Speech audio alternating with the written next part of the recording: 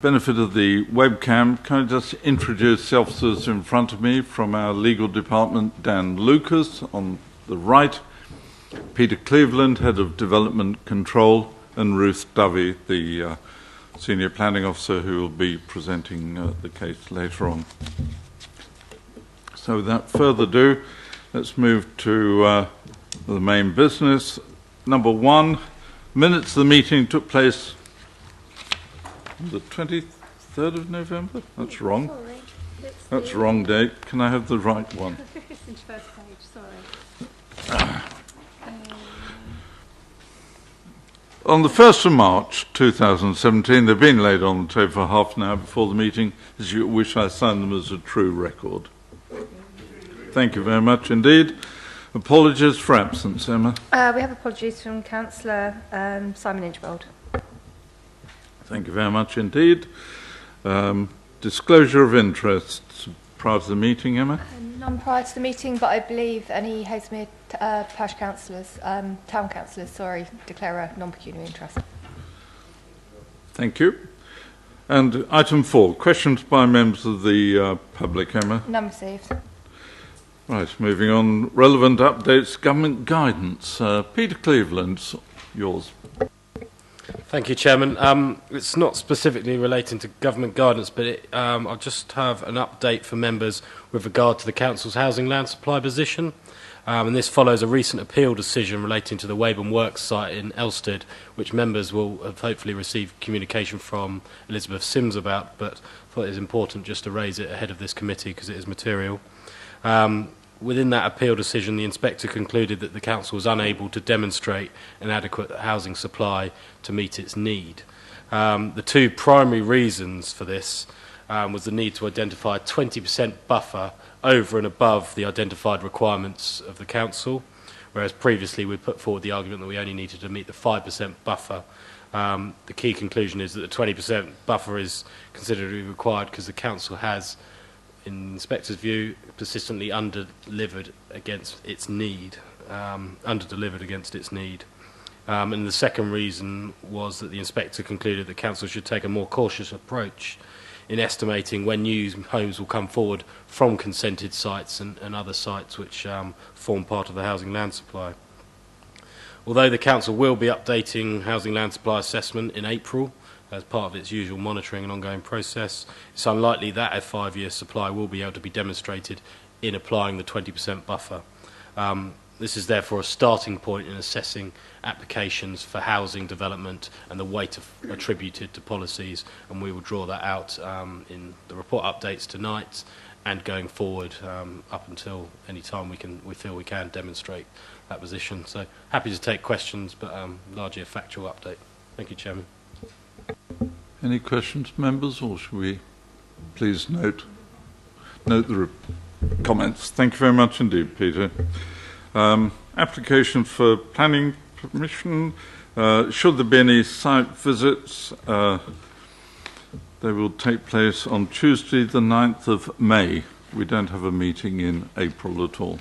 So Tuesday the 9th of May at a time to be agreed.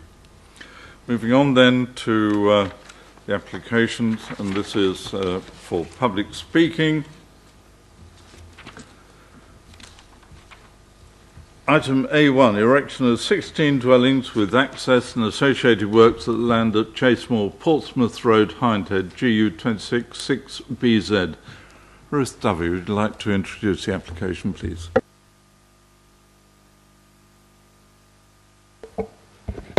Thank you, Chair. If I could just draw members' attention to the update sheet. We have had comments from the Council's Air Quality Officer who raises no objection subject to conditions. There are also matters on there relating to the weight of policy C2 and issues to do with housing land supply, and Peter has touched on the latter. Updated matters on bedroom sizes in terms of the quality of accommodation provided. And the recommendation remains as set out on the agenda at pages 59 to 61. So the application site is a 1.77 hectare area of land on the northern side of the Portsmouth Road. And you can see from the location plan that it's this square area here, and the blue denotes other land adjacent to the site in the applicant's ownership. The site is located in countryside beyond the Greenbelt in the AONB, the AGLV, and is within the Weald Heath Phase 1 and 2 and the East Hants 5-kilometre buffer zone. So this is an aerial of the site. This is the site here. It's effectively this green field. It's surrounded by trees on all its boundaries, and it's particularly well screened from the Portsmouth Road. You can see the new A3 running along the southwestern boundary of the site, and there are also clusters of dwellings located in the southwestern corner, beyond the site here and here. The site is located in an area that has a rural appearance given the sylvan character of the surroundings. However, the settlement boundary of Greyshot is in close proximity, and therefore here you see denser development reflecting the fact that that is the settlement boundary of Greyshot. And I'll touch upon the fact shortly that we are very close to the boundary with East Hants District Council. Access to the site currently is along the southwestern boundary here, and then there is a gate into the field in the northeastern corner. There was a previous application on this site submitted in 2015 for 44 dwellings. That was refused on quite an extensive number of reasons. I think the key ones for our consideration in relation to this application are that it was refused on the impact on the AONB and the AGLV, and also the fact that it was considered to be an isolated site. So I touched earlier upon the fact we're close to the borough boundary. So the area in grey is East Hants District Council. The green area is Waverley Borough Council, and the application site is located here. So the application site is effectively 250 metres away from the Greyshot settlement boundary, which also follows the borough boundary line. I've also highlighted where the centre of Greyshot is, because whether the site is isolated or not, and consideration of that I will talk about later, but there have been quite a lot of letters of representation on that aspect and whether it comprises an isolated site. So moving on, these are the views outside the site. So this is the Portsmouth Road that runs down along the southern boundary. You can see that there are very tall Douglas fir trees that run along the boundary, along with some sort of smaller low-lying vegetation. Here there is a gap in the Douglas fir trees, and I point that out because that would be where the new accessway would be formed to the development. These photos are within the site. They effectively show that the site is a flat grass field area, and that there are trees on the boundaries.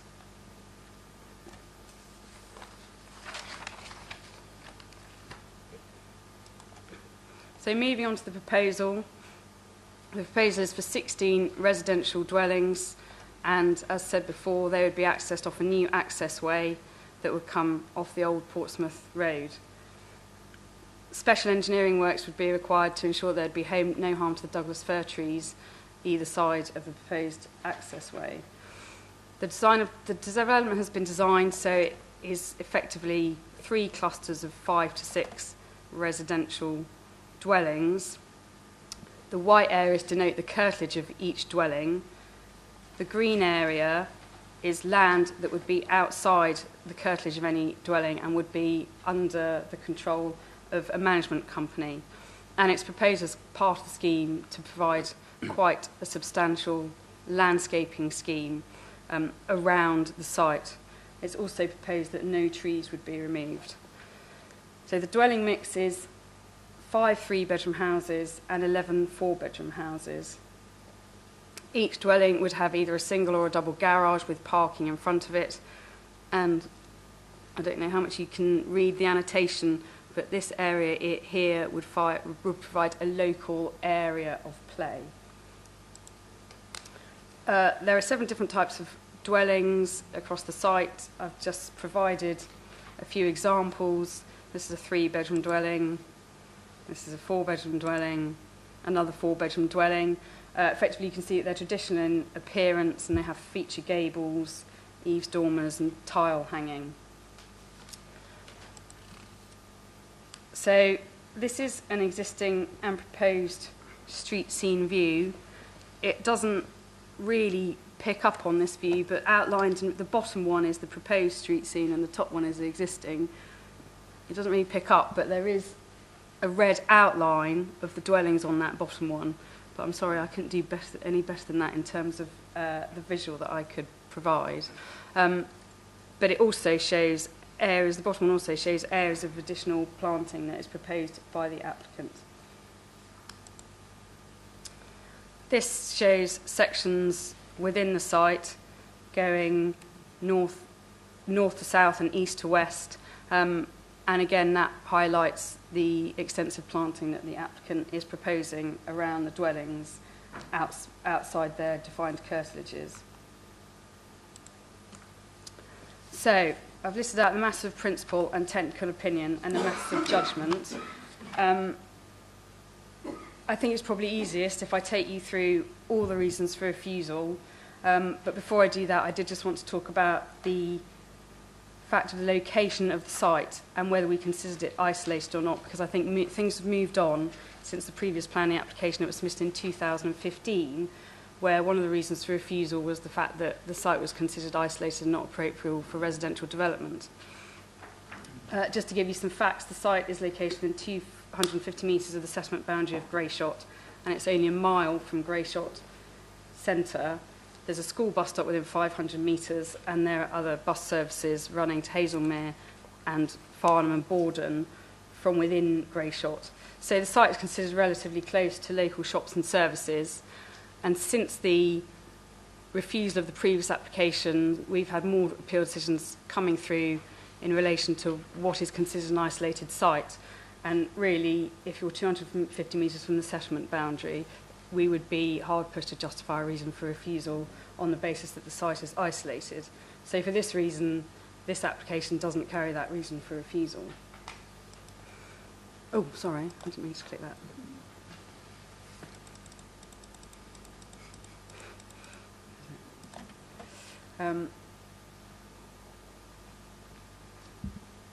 So, if we turn to the first reason for refusal, the site is located in the countryside, it is located in an area of outstanding natural beauty and an AGLV, and we feel that the quantum of development on the site would have a harmful impact on these designations. And whilst there has been development that's been provided... Oh, sorry.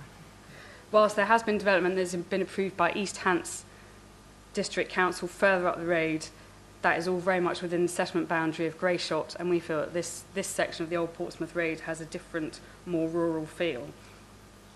And although much screening has been proposed on the site, glimpses of the development would be possible, and particularly given that they would be punching an access way through the front boundary. And whilst a lot of screening is proposed, officers don't consider that the provision of screening makes an unacceptable development acceptable, and the AO&B officer has objected on these grounds. So that forms reason for refusal number 1. Reason for refusal number 2 relates to the impact of the development on the nearby SPA, because the site is located in proximity to Wilden Heath's Phase 1 and Phase 2 SPAs. Now, the applicant has proposed mitigation measures for this. There is an area that is owned by the Natural Trust within 1.5 kilometres away from the site, between the Portsmouth Road and the A3, and they are saying that they could improve people's awareness of Tyndall's Wood by providing a financial contribution towards the leafleting of it, to the improved signposting of it, to the provision of dog bins, to encourage people to use Tyndall's Wood rather than going to the Wilden Heaths.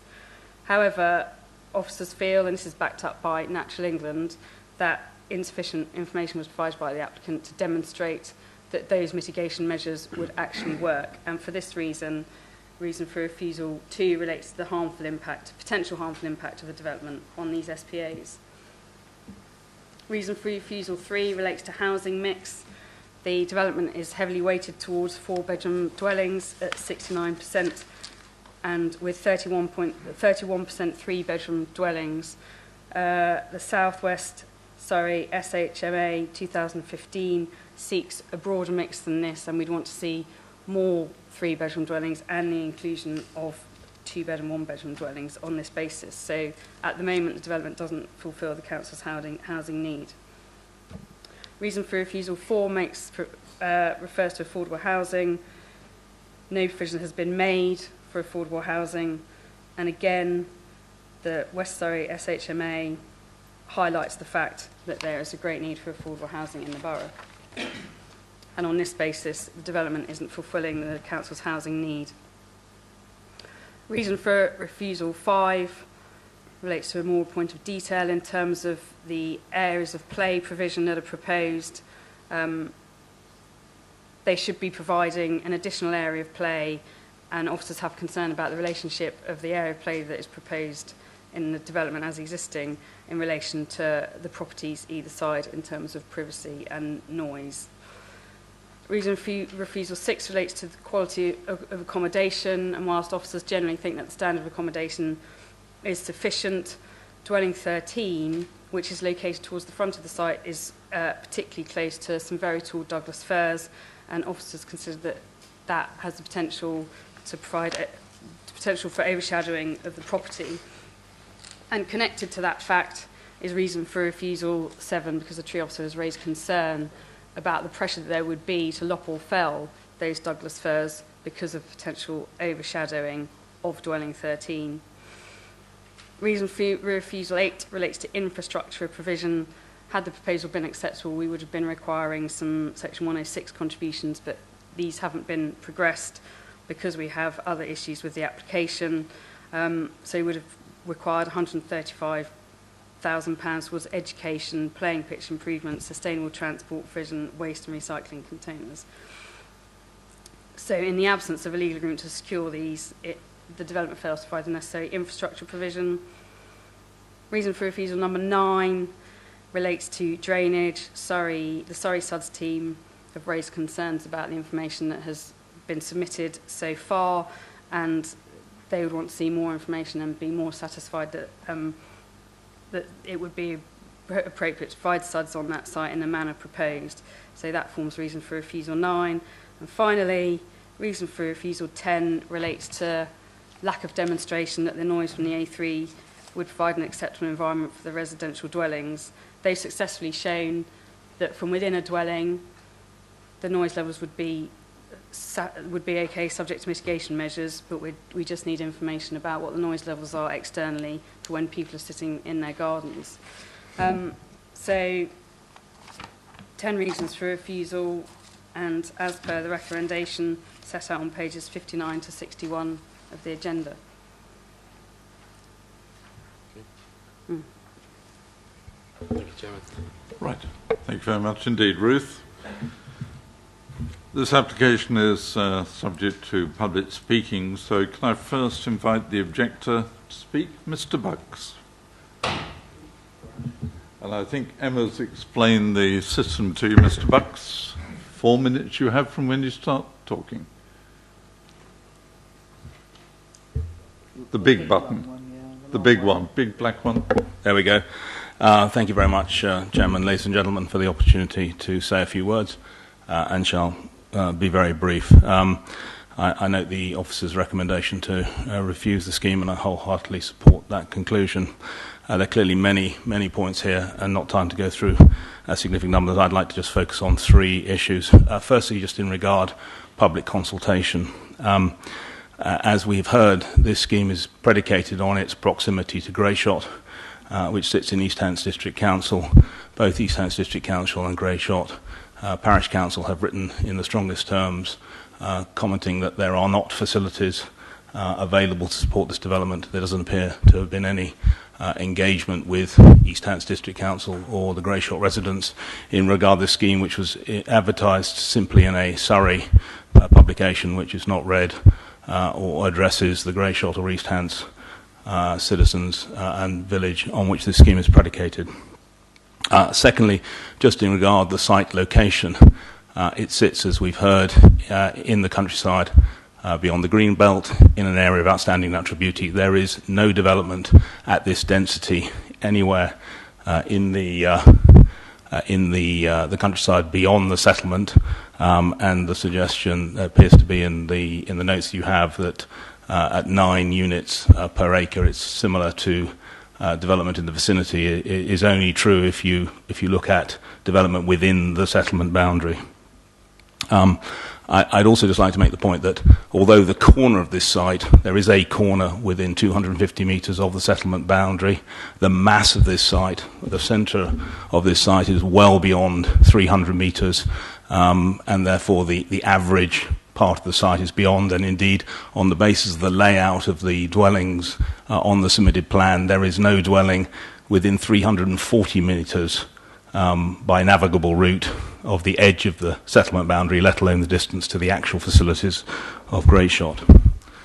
And the last point I'd like to make, and it's in regard effectively the density. As I said, there isn't anything of this density beyond the settlement boundary.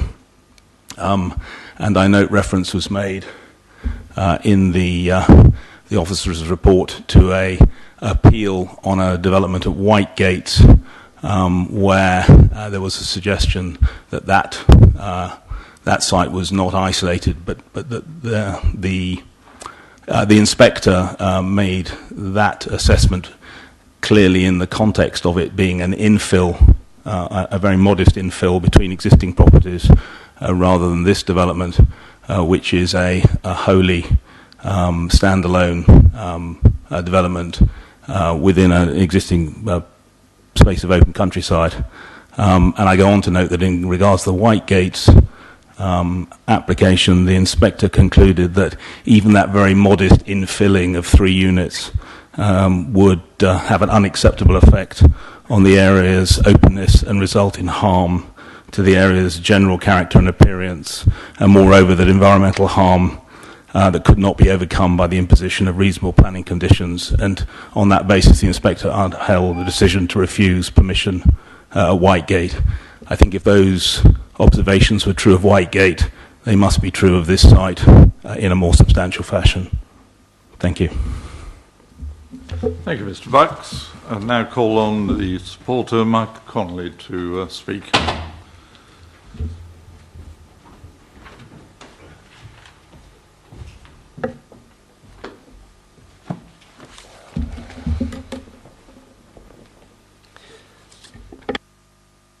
Still on. Thank you for giving me the opportunity to speak for this application. I'll run through each of the refusal reasons in turn. Number 1, this was appropriately designated AONB, but since the cutting, the civil engineering works and the tunnel have been provided, it has been substantially downgraded. There's the host dwelling, a large country house, has been completely devalued and degraded by the works which promoted the tunnel. Therefore, the quality of the land could not be considered as the quality it was when it was first brought into the AONB. The next item is that the Surrey AONB planning people has said the site is visible from long views. Anybody who has been to the site or looked at page 2 of the officer's report, and that shows an aerial view, will show that the site is completely surrounded by trees, and the only part of the site which is visible from long views are the trees themselves, and only the tops. But I think that clearly demonstrates that damage to long views in the AONB is not an issue with this application. In addition to this, we have designed the scheme with the aid of an eminent landscape architect so that the houses are in clusters which are then surrounded by their own additional landscaping, so that any impact on views from outside the site and views inside the site are significantly reduced in terms of visible built environment. So once again, the impact on the AONB is significantly reduced in what can only be considered a severely downgraded area. Now, the test of paragraph 116 has to be overcome, and we believe that because there is no 5-year housing supply, that this is significant. We have commissioned an independent report, which was published today, which shows that Waverley have a 3.79 supply of housing, and that is, if anything, optimistic. We're quite happy to circulate this to the local authority.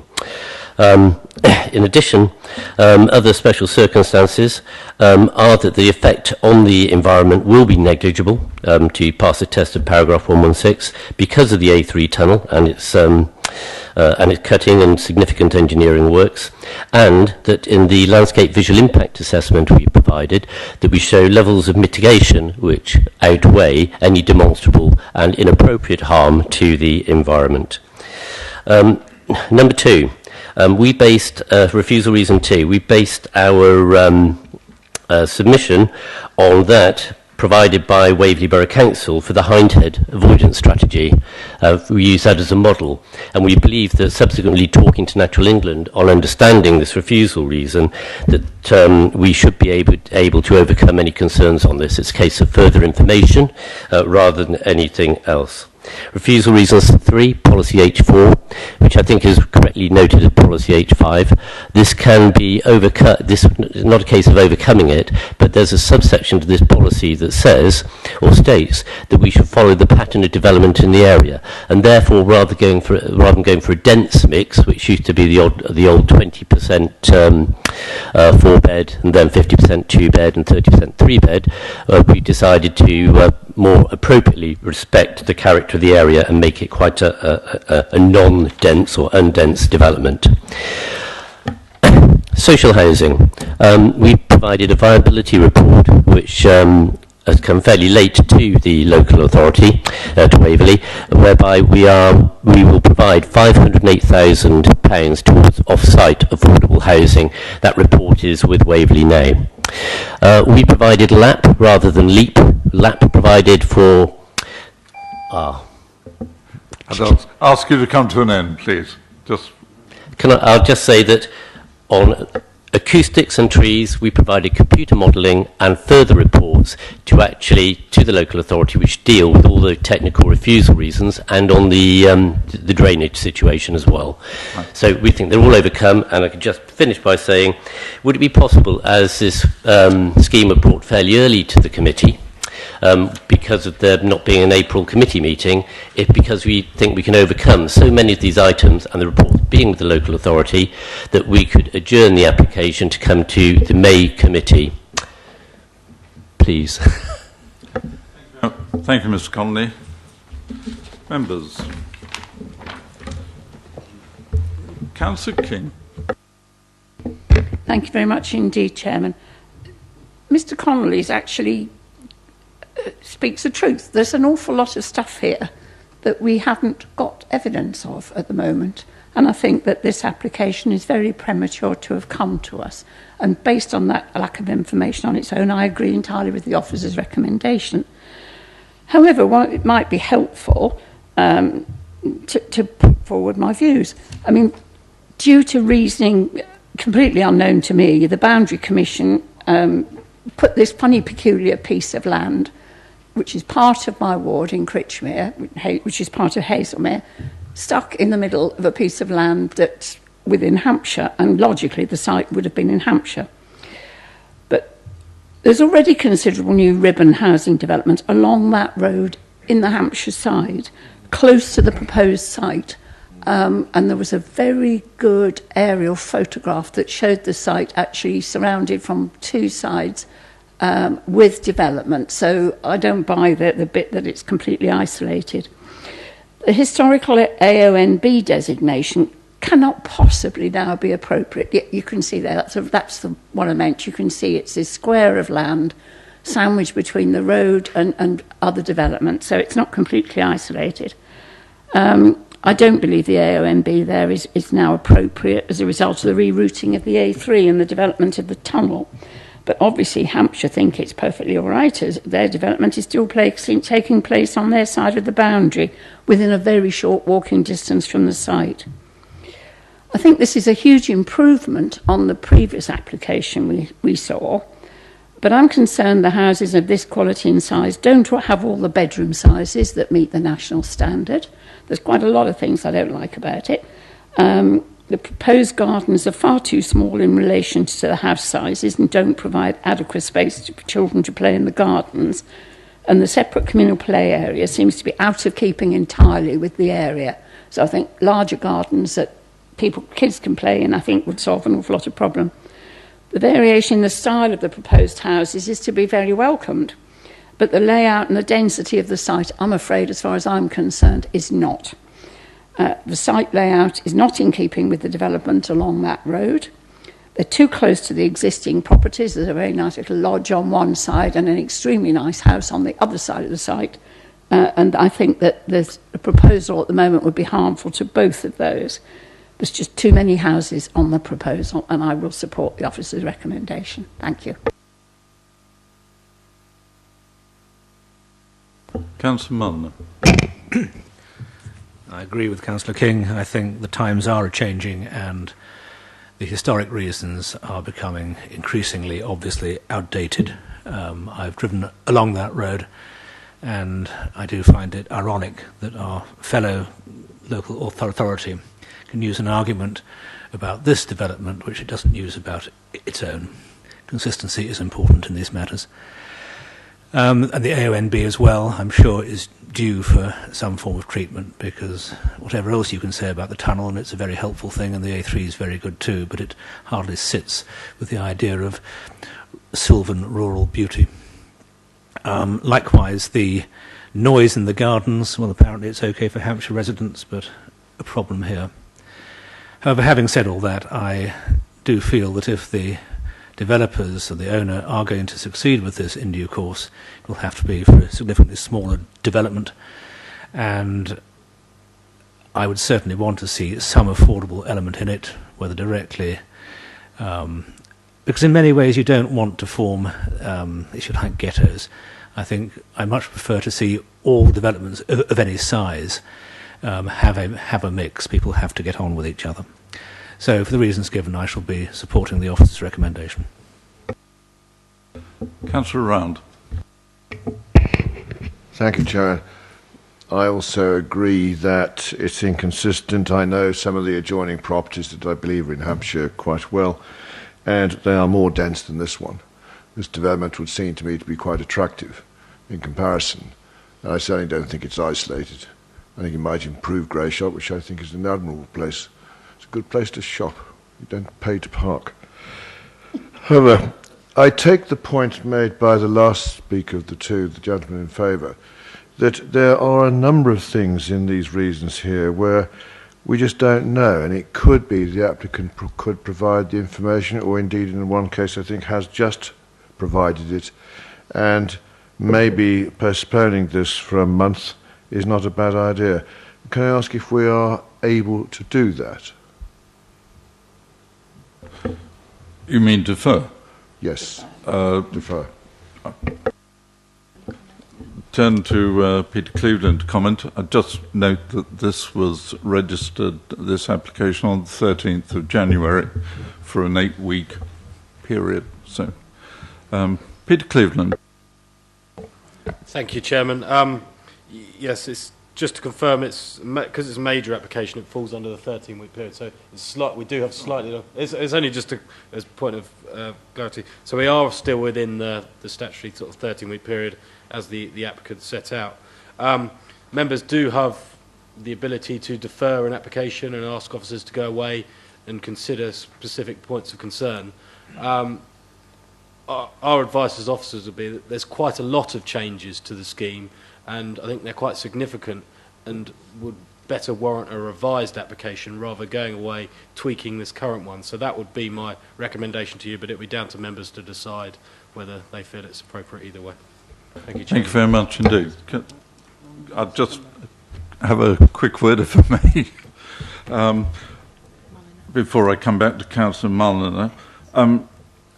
I totally agree that this is an overdevelopment of the site in the context of that part of the Portsmouth Road South. I take the point on consultation as well, but I can't remember very much of the other houses that are being developed on that Portsmouth Road that have come to us from Hampshire. Well, I might be wrong. So there is something that we must learn from there. There is no legal agreement yet. The lap that is in the middle of the site, I think, is far too close to two of the houses. I think house number 13 is just far, far too close to the lodge. I would like to see a scheme that has all the SUDs developed. We know we do no longer meet the land supply situation, and whether it's 3.7 or 4.7, I'm not quite sure, but as Peter Cleveland mentioned, we are short at the moment with the 20% buffer that we have to provide. But 16 is just too many houses on this site. I do feel that quite strongly.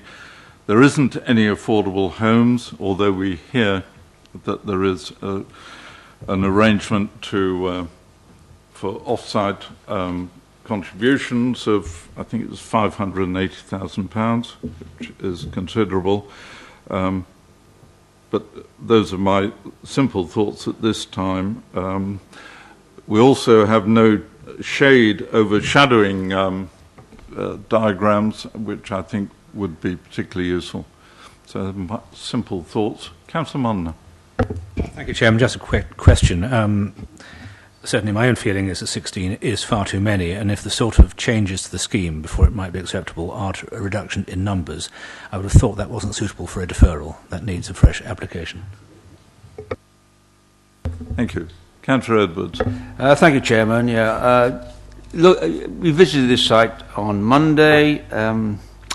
I walked all around the site, and this development is outside the settlement boundary. You've heard from the local councils. They all object. I object. It's overdevelopment. It bears no relation to the other homes in the vicinity. Even the small semi-detached homes would have twice the size garden as it be provided here.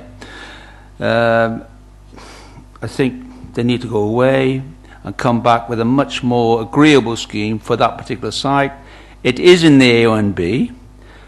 We've heard that the large houses have been downgraded, or the site's been downgraded. The actual A3 itself has moved further away, because the A3 used to be on the Portsmouth Road, and it was horrendous trying to get in and out of that onto the Portsmouth Road in those days. So, in my opinion, there's been a slight improvement there. Nevertheless, it is totally unacceptable as far as I can see. That's all I can say. Thanks. Thank you. Councillor Adam. Thank you, Chairman. I agree. I think it's unreasonable to say that the AONB has been downgraded. It is AONB. Every time we put up a house in some of the AGLV, which has already been designated as likely to be AONB, having passed the 15 qualifications in other parts of the borough, and we're just waiting for ratification, we're told by the planning department that we can't call it AONB because it's still AGLV. So on that basis, we can't say this is not AONB because it is AONB. Thank you. Yeah. Carol. Councillor Coburn. Sorry to delay you. I just really wanted to say very, very quickly, how grateful I was that we had this site visit, and I'm grateful we've got this picture up here, because I agree with everyone, it's far too dense looking at the site and seeing what's around it, but I also find this site totally illogical. To me, you put the green space in the gardens, you have bigger houses, bigger gardens, you don't need laps on a site like this, it's totally unnecessary. And to me, the only areas that end up being neglected are areas that are not owned specifically by a landowner. So to me, this is completely wrong. I think it's got to go away and be rethought. Thank you. Officers, do you want to come back and make any further comment? Or can I go straight to the recommendation? In that case, I go to the recommendation. That permission be refused for the reasons set out on pages 59 to 61. Can I have those in favour of the recommendation to refuse? Please show. That's unanimous. Unanimous. Thank you very much indeed. Members, that is the end of the meeting. Thank you all very much indeed.